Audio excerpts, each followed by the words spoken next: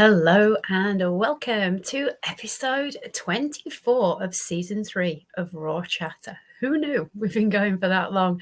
It started off as just an idea to just see how it went. And I have to say, I am loving doing this. I hope you are enjoying listening to it. And I'd love you to comment and I'd love you to subscribe and give me some love and some likes if you are, and let people know if you are finding it interesting. So last week, I was talking about you reconnecting back to yourself, and we touched upon inner child and you learning to listen to the signs and the signals that your body is giving you and how we're actually not great at interpreting them. So what I wanted to talk about today was more on you actually believing in your ability to help yourself create the health and the lifestyle that you want. And if you are struggling or have struggled in the past with body image issues, with this belief that you're not good enough, that you are always working hard and striving hard to be better, but inside you don't feel like you're hitting the mark or coming up to the expectations, perhaps of yourself or of other people. Now, I know for many of the people that I work with, and myself included, that was huge for me. This belief that I somehow was lacking, that I wasn't good enough. And that fed inside me a need, a desire, a yearning to be validated, to be told that I was loved, to be told that I was actually good enough. I was actively wanting that pat on the head, whether it's actual pat on the head when I was a kid or kind of, if you like, an imaginary one or a pat on the back from somebody to just say, hey, we're recognizing you. Hey, well done. Or hey, thank you. But what I realized was my way of going about trying to get that was to almost bend over backwards in terms of doing what other people wanted or what I thought other people wanted me to do, in the hope that that would somehow give me what I was looking for, that validation, that sense of being enough or good enough. And the honest truth is, I was always seeking. It didn't seem to work. Or if it did, it certainly didn't last very long before I went back into those old familiar feelings. And this is where, when it comes to transforming how we feel and think about ourselves, it has to come from internally. Because when we're looking for external solutions, when we're looking to somebody else to make us feel better about ourselves, it's never going to work, or it's certainly not going to last. That's for sure. Even if we do get those little snippets of feeling good enough, it soon dissipates. It doesn't stay. And so believing in ourselves, believing that we are powerful enough, that we are enough, that we are deserving, that we are good enough. In fact, that we are exactly how we're meant to be right now, in this moment, is something that I really, really had to work on for myself. And it's something that I encourage my clients to really work on for themselves as well. Because here's the thing, nobody can do it for you. And I wish at times that I could wave a magic wand and literally just go, poof, I've reprogrammed your brain. I've reprogrammed all of your belief systems. I've taken away all of the trauma from your childhood. And you know what? Here we go. We're starting from a clean slate. But here's the thing. That wouldn't work either, because we need to have our past experiences so that we can understand actually what joy is, so that we can understand and we can take some of the stuff that we have learned and bring it along with us. When we look back at the past, it can teach us so many things. And a lot of us have things in our past that we're not particularly proud of. I've got tons of them, right? But do I regret them? No. And the reason why I don't regret them is because if those things hadn't have happened to me, then my journey and my story would have been very, very different. And I would potentially not be here at all. I would have seriously, I would not have been here if I hadn't have done the things that I did. And if things hadn't transpired the way that they did because of the things that I did in the past. And I'm sure most of you listening to this, if you've ever been in the depths of despair where you seriously have contemplated taking your own life, and maybe like me, you have attempted to, and it's not worked. And for those of you who don't know, if you want to listen back to season 1 podcast, I talk about my story. But I had one attempt at really manipulating myself out of a situation. But if I'd have succeeded in that overdose, I would have been more than happy, which is ironic because if you're dead, you don't know if you're happy or not, do you? Let's face it. And I'm being flippant about this topic. And I know suicide is not something to be flippant about, but sometimes just making humor about these things is the best way of dealing with them, and recognizing that I did that. I took that action step to get me out of something that I'd created by my belief systems around my body image and the behaviors that I was then doing, which was throwing up frequently and stealing food to be able to throw up. And I got caught stealing. By taking the overdose, it got me out of being held in a prison cell and into a hospital bed instead. So that was manipulation that first time. The second time, the intent was absolutely, I wanted this to succeed. And I was so pissed off when I realized that I was awake. And that is, part of the story that I've shared in the past is that bit of the story where I've literally recognized that I was now conscious, and just a silent tear rolled from the side of my eye, right down my cheek, and I could just feel it going down my neck. That realization that, fuck, it hadn't worked, and I'd got to try and carry on and get through another day. But here's the thing. Something bigger than me, I don't know what it is. I call it the universe. You can call it God. You can call it a power greater than yourself. It doesn't matter what you call it. It's irrelevant. Just the belief that there is something that was saying to me, hey, it's not your time yet, Vic. You have got a journey in front of you, and you have got stuff that you need to do, and you ain't done it yet. So you're not going anywhere. I didn't know that then. I really, truly believe that now. And whether you believe that about your journey or not, that is something I'm going to leave you to think about and question. Because if you have contemplated suicide, but you didn't do it for whatever reason, I'm going to suggest to you that there is a bigger reason out there. You just don't know what it is yet.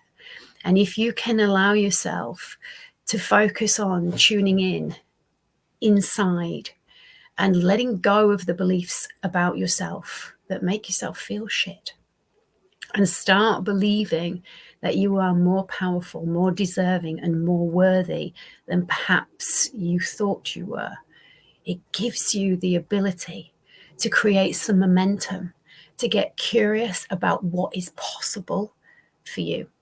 And one thing that I do know is that we are all, as human beings, whether you've had issues with your health or with food or with alcohol or with any kind of addictive behavior or thinking, whether it's OCD or anxiety, we are all much more capable as human beings of doing more than we think. We restrict ourselves because of this thing inside our heads called our brain, that gets programmed between the ages of 0 and 7. Well, actually pre-0. So from about the 3rd trimester, when you're in your mum's tummy, that's when your programming begins. I actually believe that it begins before then. And we know that we've got trauma that gets passed down through cells, through DNA, from generations. And the programming is there.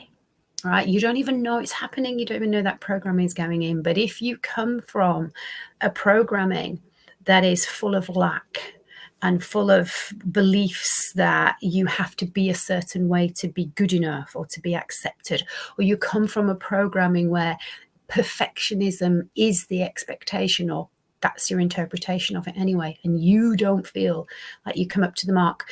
If your programming is that you are always getting into trouble for not doing the right thing, then you're going to have this belief system that you are somehow lacking, that you somehow don't deserve. When we hear phrases in our childhood, whether they're from films, whether they're from our own parents, or whether they're just in general from adults around us, this programming goes in. And when we hear things like, money doesn't grow on trees, or you've got to work hard to get what you want, then this belief is that, oh my goodness, life is meant to be hard. It's meant to be a struggle. And that's scary when you're a kid. And a lot of us go into disordered eating, and particularly into starvation and anorexia, because we already feel small and not good enough. Or maybe we were bullied and we don't want to stand out and be different anymore. So we want to shrink ourselves, almost disappear. And if we do that, we can stay childlike. And if we stay childlike, we don't have to grow up. We don't have to face this hard world that the adults have programmed us to believe it is. So I'm going to invite you on this podcast, if you've listened to me so far, to be open to changing your belief system, and to be able to open up to the idea that you are much more powerful. Your heart and your gut know much more about you and what you're able to do than this thing does. Right? Your head has got 3 brains, if you like. You've got your reptile brain, and that just literally wants you to procreate and survive as a species. That's it. Right? Then we've got the mammalian part of the brain that evolved when we started to live in communities and get focused on nurturing and growth and staying together and trying to create a better world for us all to live in. And we've got this idea of loving and nurturing and caring for one another, because that's how we survive. And then as we evolved and we got into the kind of human beings that we are now, with the powerful frontal cortex that allows us to make decisions and be more intelligent than mammals and reptiles, that's when we kind of get into trouble, because it's an amazing thing, is the brain. We don't know an nth of what it's capable of doing. But what I do know is that a majority of us are not utilizing it necessarily to the best for us. We're allowing our brain to get stuck in reptile and mammal. And that means that we're staying in survival mode. And that means that we're doing things that are familiar, even if they're not helpful. That feel comfortable because we know them. And the more we keep repeating them, the more comfortable they feel. And the more comfortable they feel, and the more we keep repeating them, with the more we believe that this is the right thing to do, even though it's not making us feel good, even though it's not giving us the results that we want. You are much more powerful. Inside you, your heart knows what you really, really want. Your head will help you if you give it the right instructions. But most of us are giving it out-of-date instructions based upon old programming. And if we can think of our head as being a little bit like a computer, your heart and your gut, call it gut instinct, call it intuition, call it tuning in and alignment with the universe, whatever term you use, you will know what you want. The problem is, society has told you, you don't get what you want, you get what you deserve. And if you believe that you don't deserve a lot, well, guess what? Your expectations may be well out of kilter with what you actually get. And that leads to you feeling discombobulated, uncomfortable being who you are. But if we can look inside and ask your heart, what is it that I really want? And ask your gut, what would I really like to do? And embrace getting out of the familiar. I'm not a fan of the term comfort zone. You may have noticed that I rarely use it, if ever. Because it's not a term that I think is helpful in any way. And I know you see memes everywhere about get out of your comfort zone. And I think I've talked about why I don't like that, because we don't want to get out of the comfort zone, right? We want to feel comfortable at times, but what we want to do is we want to expand it.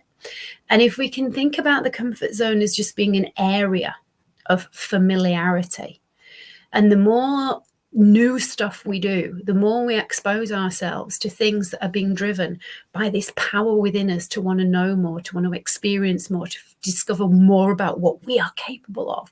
If we can expand that familiar zone, it just means that we get to actually step into the person that we are truly meant to be, not the one we think we're supposed to be, or not the one that society tells us that we ought to be. Or, oh, look, you're good at this, you should follow that track. No, none of that stuff.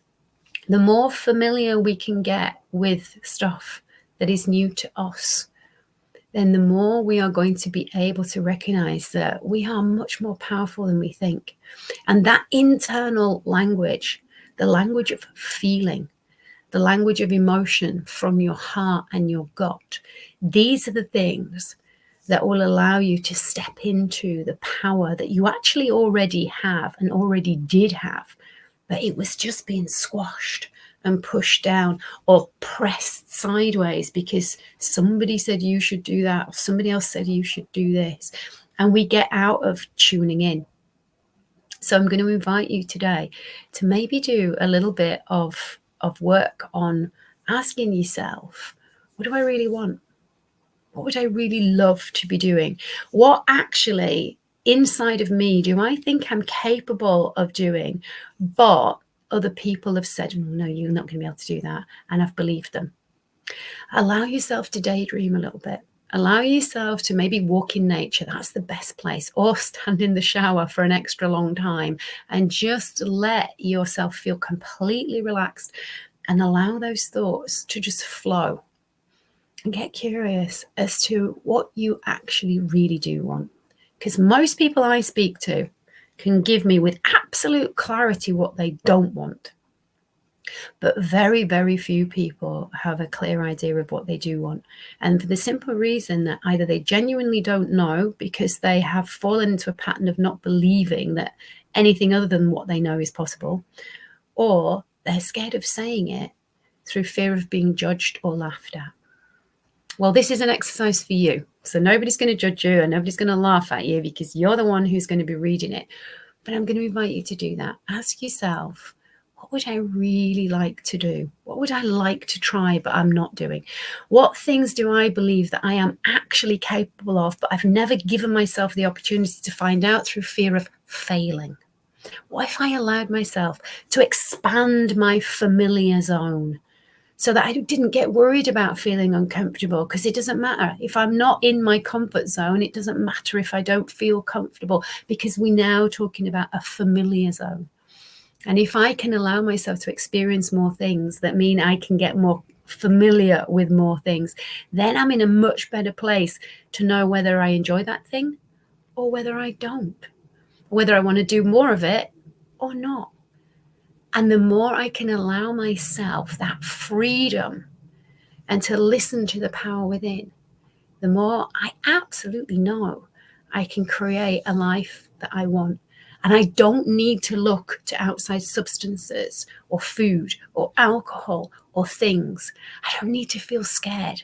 I can feel excited. I can feel curious. I can give myself permission to have a go and see what happens.